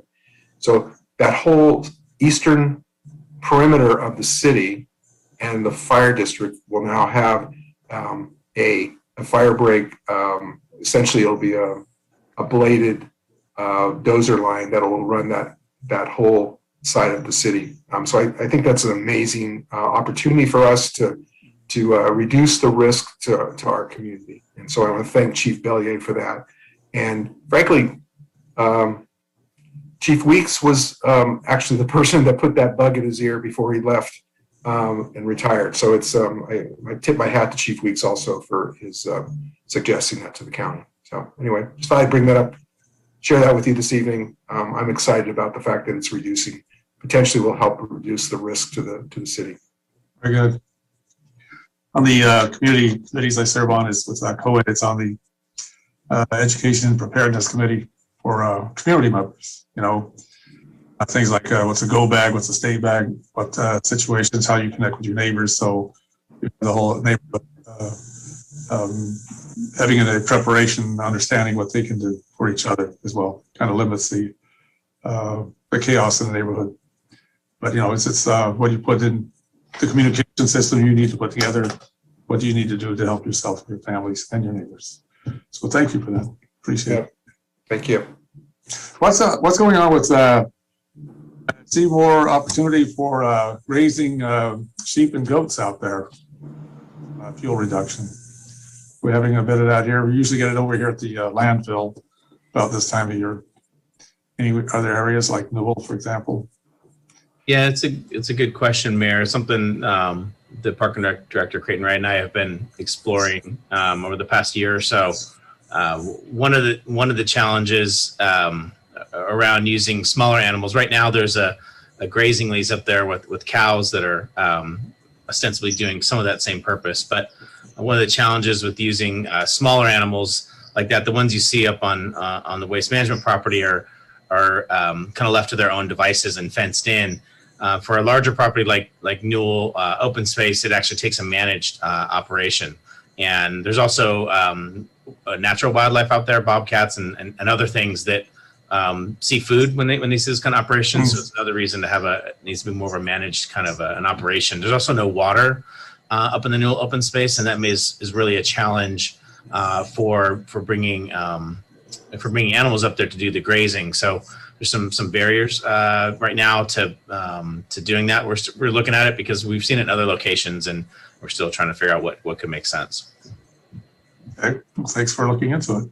Yeah, this seemed to be a very economical way from the observation to take care of fuel load. Okay, anything further, Mr. Holly? No, that's all the updates, Mayor. Thank you. We'll move on to mayor, council comments, committee reports, and then we'll take up future agenda items if there's any after that.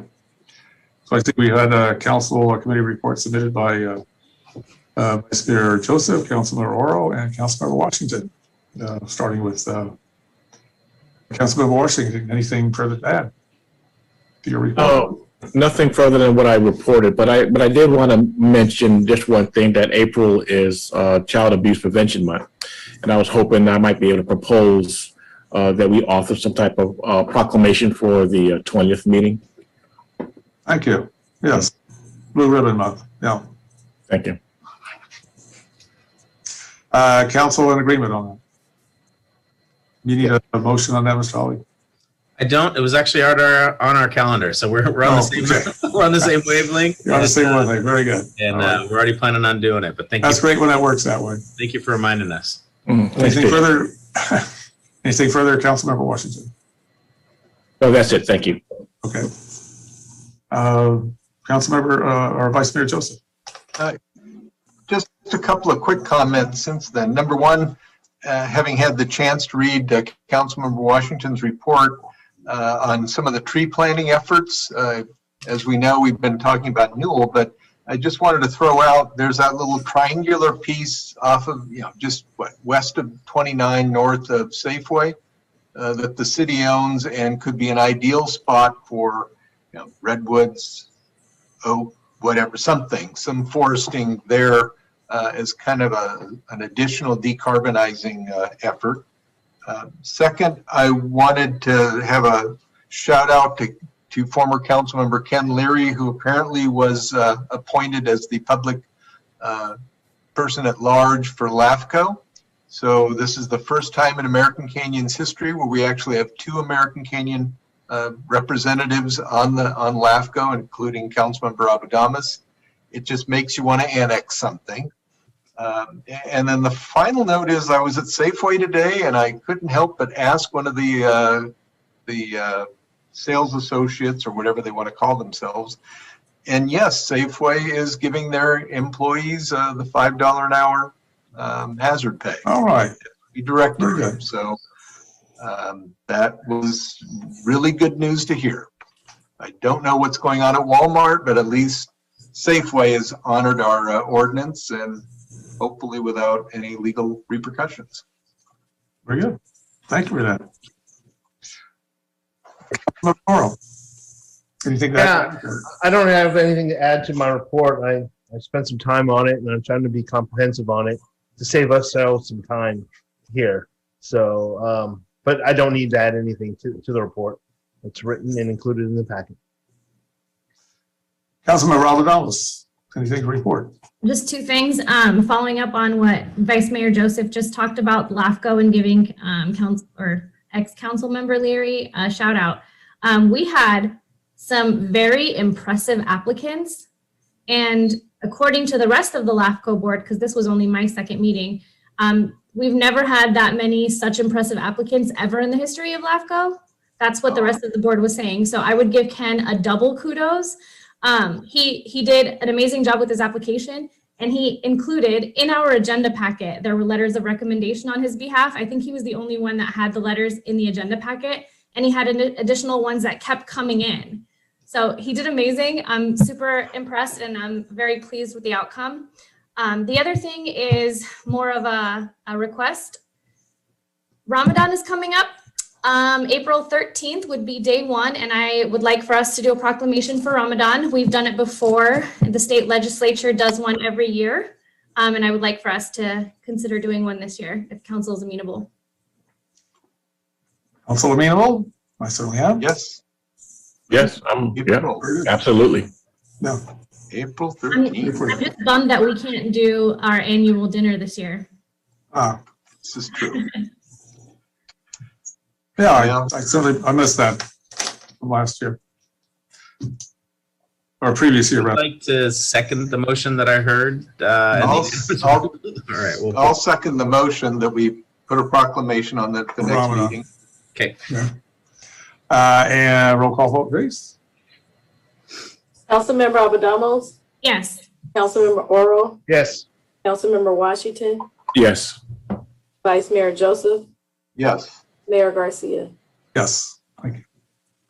My report, just, I did participate as a member of the public at the LAFCO meeting and spoke on behalf of appointing Ken Leary.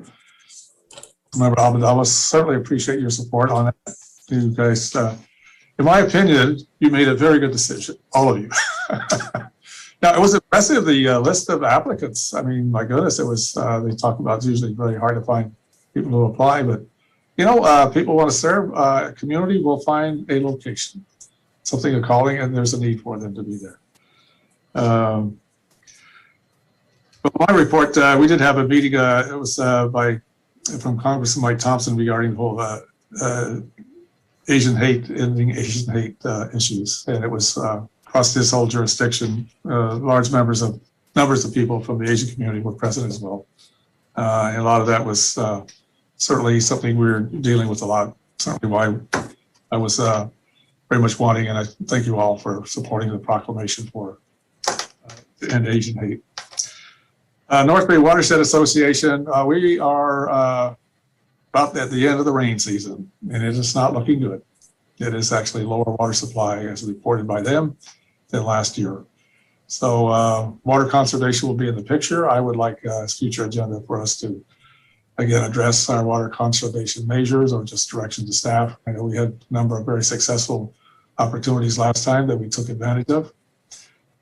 Cash for grass, retrofit low flow toilets, anything we did with building that brought offsets such as, water allocation is offset by the purple pipe, recycled water types of things. We actually have an item scheduled for our first meeting in May, Mayor. This would be May. Okay, very good. It's already on our All right. forecast and anticipating the need to update the community. All right.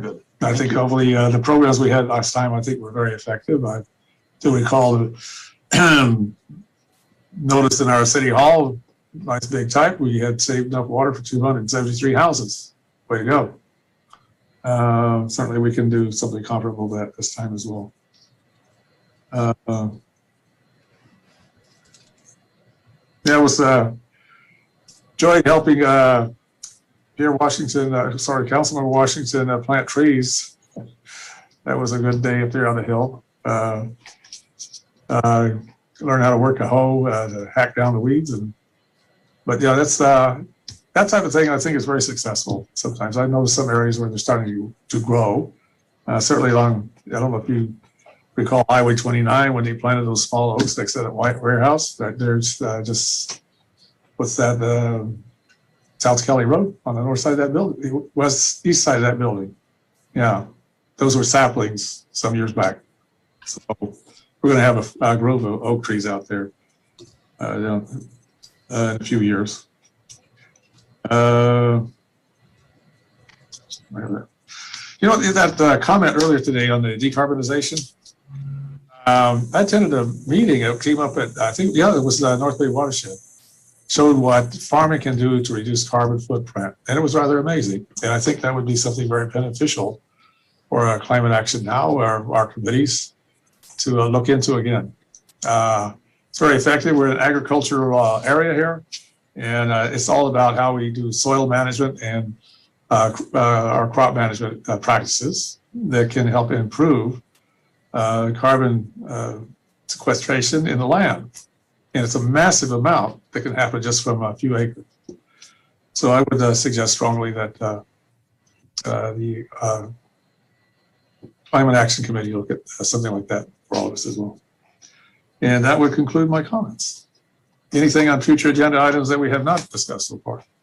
Yeah, I'd like to bring up two things. The Planning Commission and the Open Space Advisory Commission recently had a meeting, unless that was canceled, but on their agenda was a review of what was going on in the Wetlands Edge area, either at Clark Ranch, on the trail, near the school, and all the opportunities there. And every item on that thing was, every item that they listed, they were going to go over. And it was a walking tour, a joint walking tour. I was like, I want to do that because there is a lot happening there. And I know, that, you know, the Parks and Planning Commission, and we haven't, you know, revisited it in a while. In my council report, I did note that I met with Janelle Selleck, the executive director of the American Canyon Community Parks Foundation, and toured that area and looked at what they're proposing, as well as I also, while I was there, I also got an intro to Spirit Horse, and fortunately 4-H leaders were there too. So I got it all. And it was an opportunity, and I also got to see the new bike path and see the new construction for the school. And then also it was a weekend, and I had no idea how popular Paintball Jungle was. The place was packed.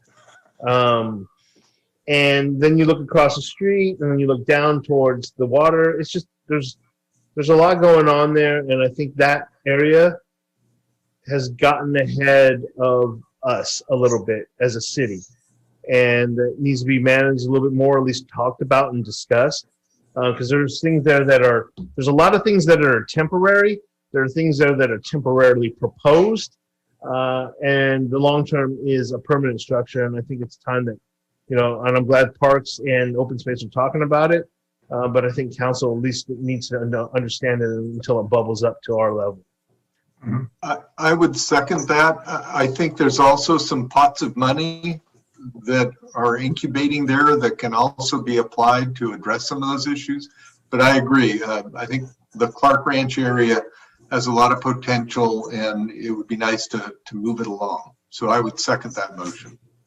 Very good. I would just comment before I call for the roll call on it. Yeah, I had a discussion with Janelle Selleck about that too. We have certainly, they are prepared to participate in terms of funding whatever is put forward there with respect to environmental center. Very good. Yeah, and Mr. Mayor, I just want to stress, at least for the staff, for everybody else, it's more than just what Janelle is proposing. It's a holistic look at everything that's going on. Yeah, absolutely. Absolutely correct, Councilmember Hall. And then the second item I want to bring up, and this is that new, and I'm hoping the council can get support. We can get council support for it. As you know, we in our strategic offsite, we accelerated the plans for the West Side connector, and you know and because traffic is a big issue, and it will continue to be a big issue, and as soon as we hit like a green tier, I'm sure it'll all become mooring back. And West Side Connector is a key component for our circulation. I've been thinking over the last few weeks that there's also the East Side Connector that we need to work on and create. And as I thought through that process, there are several parties involved in this whole thing. And no one is, you know, the city has an interest. Terry McGrath of AC1 and Watson Ranch has an interest. There's a bridge there with the county that, and probably the state that we could work on, which would involve Caltrans as well as NVTA. And then there's development on the other side that is proposed or is at least in planning stages to extend Newell or South Kelly all the way down to make a true East Side connector. all the way through. I would like to propose, and I've talked about this with a couple of the developers as well as Mr. Hawley. I would like to propose that we create a West Side Connector committee, group, or whatever that is both public and private, and that meets regularly for the next few years until we can get it done. Meaning, right now there's just a whole bunch of different disparate groups looking at it, and everyone has a common interest, but not everyone has a common resource. We have the same goal, but we want to get there. So to me, it would be the developers involved in this that have the land rights and interest. It would be, a couple members of the city council. It would be the two Napa County supervisors, as well as the respective agencies that should play to this. NVTA and Caltrans. And if we can get State Senator Dodd to be involved in it too, I mean, this is that important for a regional county or South County congestion management plan. And by focusing it on a regular basis, we can get all parties involved and we can talk it out to figure out how to get it done. Because right now it's not. So I would second that one too. That's been a big heartbeat of mine for you. That's the vision. And thank you for addressing that. We have talked about it. It's timely. And I think putting together the discussion on it to move forward is the thing to do. So, Councilmember Oro, you had two proposals. This is the second one. This is what do you want to title this one? Well, let's just temporarily title it the East Side Connector Working Committee. East Side Connector Working Committee. Yeah. Okay. I'll second that. Okay. Roll call, please. Councilmember Abadamos, Yes. Councilmember Oro, Yes. Councilmember Washington, Yes. Vice Mayor Joseph, Absolutely. Mayor Garcia. Yes. Your first proposal, was that a future agenda item request? That was a direction to staff to bring that forward to us. Yeah, All more right. than anything. All right. Yeah. Very good. Anything else on future agenda items from council? Did we want to vote on that or? Yeah, our process for suggesting and adding future agenda items for the purposes of the minutes and for the memory of how things have been requested and added by council is a vote. So I did have a motion and a second there by Councilmember Joseph. Right. Okay. Roll call, please. Councilmember Abadamos, Can someone say what the motion is? What I'm interpreting the motion to be is to bring back an update to the council related to the interim uses at Clark Ranch and the goings on that are out there right now, both proposed and in the future. Is a no field trip included? Correct. That's going to be a little bit of a different animal, only because as an agendized council meeting, you need to provide ADA access and public accessibility to all of that. Now, we could certainly schedule a time where groups of 2 of you could go out and we could find times to do that. But if 3 of you are going to be together out there with the meeting, ADA accessibility, public comment, all those things start to come into play. And that particular site would be a real challenge to have. Well, maybe something virtual would work. We've gotten very good at that, haven't we? Well, maybe we can put it on the agenda and these issues can be part of that discussion. I agree with that. And I would certainly encourage all of you on your own time to go out there and take a look, or I'm absolutely certain Janelle would entertain walking around, just like she did with Dave. I'm a regular walker of the site. So. I've been out there a number of times. It is very, very busy anymore. I think one of the biggest issues is trying to find a place to park. Okay, so we were in the middle of a roll call vote here. So Councilmember Abadamos. Yes. Next person. Councilmember Oro, Can you explain what we're voting? No, I'm just. Yes. Just abstain. Councilmember Washington, It's a yes for me too. Vice Mayor Joseph, Yes. Mayor Garcia. Yes. Okay, then we take care of all the business. We did, Mayor. I'd like to clarify a little bit on the second item that was approved by the council, this East Side connector working group. What I'm envisioning is some immediate next steps, given the uniqueness of this. I'm envisioning this essentially it's a 2x2 committee or a 2x2 type committee.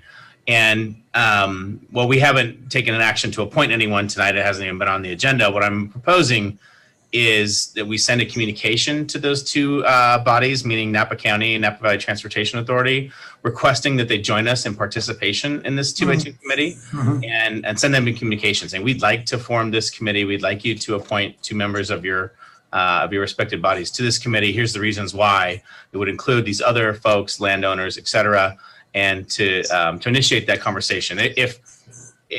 It's hard to have a 2x2 committee if there's not going to be other 2s. And if they're not going to be a part of that conversation, it'd be better to know that now. I'm assuming they would be interested, but we don't know. We haven't asked.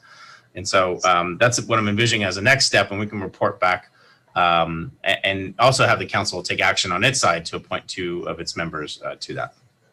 Yeah, I mean, I think that sounds like a reasonable direction there, right? It's the first step is formulation and agendize it. And we will do work as electeds to talk to other electeds to make sure that happens. Now, just for consideration or awareness, myself and Council Member Joseph, or Vice Mayor Joseph, both on MBTA too. So. Yeah, which raises an interesting Brown Act story. Assuming, hypothetically, Mayor Garcia and I might represent NVTA. You might have 2 others from the council representing the council. Does that create Brown Act? Yeah, no. I mean, like when I envisioned it, I thought it was the lead agency, so it'd be Kate Miller, not necessarily board members of the NVTA. Oh, okay. Yeah, sure. Right. So it's not an NVTA thing, but like it's literally the City of American Canyon, 2 county electeds, and then everybody else that runs an agency, and then everybody else who has. Okay, well, that brings clarity to the. Right. So it is a public-private partnership or public-private working group. All right.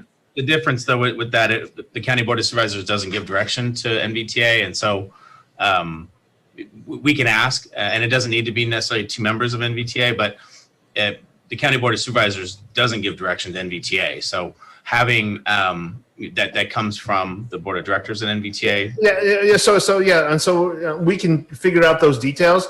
The point is, a lot of that's on county land. They need to be there, right? And then NVTA controls a lot of the congestion funding that's out here, right? And so let's have those conversations. Well, it's sounding a lot like the politics around that. So sounding a lot like the State Route 37 Policy Committee.